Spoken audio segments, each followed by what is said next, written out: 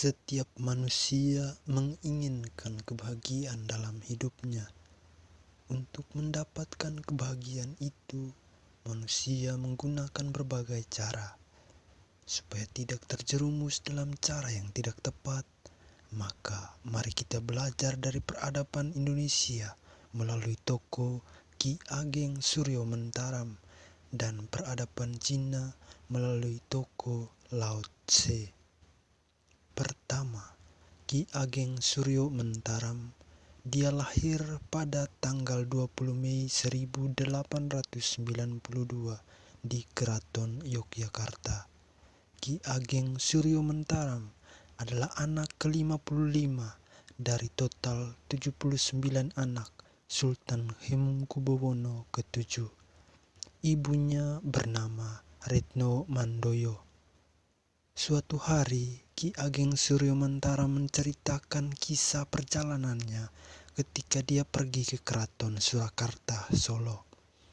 Dari atas kereta, betapa dirinya terperangah atau terkejut melihat jenis pekerjaan petani di sawah yang dapat menyebabkan sakit punggung. Dari peristiwa itu, Ki Ageng Suryo Mentaram sadar bahwa dia dan orang-orang sepertinya dalam kehidupan ningrat menikmati kemewahan hidup tanpa perlu bersusah payah mendapatkannya. Sementara di lain pihak orang lain mengalami penderitaan yang begitu berat. Dalam perjalanan waktu, akhirnya dia meninggalkan situasi hidup keraton dan tinggal bersama para petani di Salatiga. Dari situ, dia membangun suatu pemikiran bahwa perasaan bahagia muncul dari rasa tentram dan bebas yang dihasilkan dari kemampuan seseorang dalam menghadapi eksistensinya sendiri. Orang mestinya lebih fokus untuk menemukan kesadaran diri, bukan kebahagiaan, sebab kebahagiaan hanyalah akibat dari kesadaran diri. Yang kedua, Lao Tse. Dia lahir di Provinsi Ku yang sekarang dikenal Provinsi Henan. Lao Tse merupakan ahli filsafat Cina yang terpopuler dan juga merupakan pendiri Taoisme. Dia meneruskan pemikiran dari Yang Chu yang mengajarkan tentang kesederhanaan. Lao Tse melihat kebahagiaan berdasarkan cara dan makna hidup Tao atau Tuhan. Hal ini dilihat berdasarkan kesatuan hidup mereka pada alam. Ada 3 poin di antaranya, yakni yang pertama, hidup sesuai hukum alam. Semua yang terjadi di alam ini berdasarkan hukum alam. Pemikiran kefilsafatan Taoisme ini diorientasikan dalam ajaran etika, yakni keseimbangan hidup, kejujuran, ketulusan, ketaatan, keadilan, dan kesederhanaan. Yang kedua, hidup menurut pembawaan alamiah. Segala sesuatu berbeda kodrat, namun mereka sama bahagianya, dan kebahagiaan hidup dapat dicapai jika masing-masing dapat melakukan hal-hal yang dapat mereka lakukan.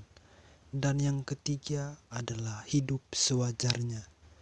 Manusia seharusnya tidak bertindak secara berlebihan. Norma kewajaran tersirat dalam pola hidup sederhana, sikap rendah hati, dan tanpa pamrih.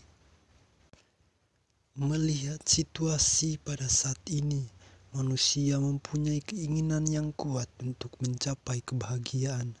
Kebahagiaan yang diinginkan dicapai dengan cara yang positif maupun dengan cara yang negatif. Mereka menghalalkan berbagai cara untuk mencapai kebahagiaan itu. Menyikapi situasi sosial yang ada dalam kehidupan masyarakat sekarang, kita harus belajar dari pandangan Suryo Mentaram dan Lao Tse.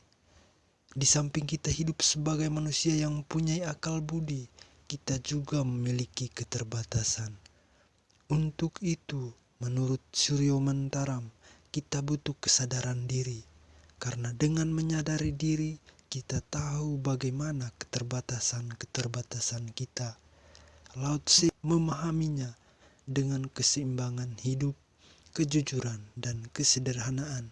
Lao Tse juga menambahkan bahwa dengan kemampuan yang kita miliki, kita dapat melakukan hal-hal yang ingin kita lakukan, namun tidak ada paksaan.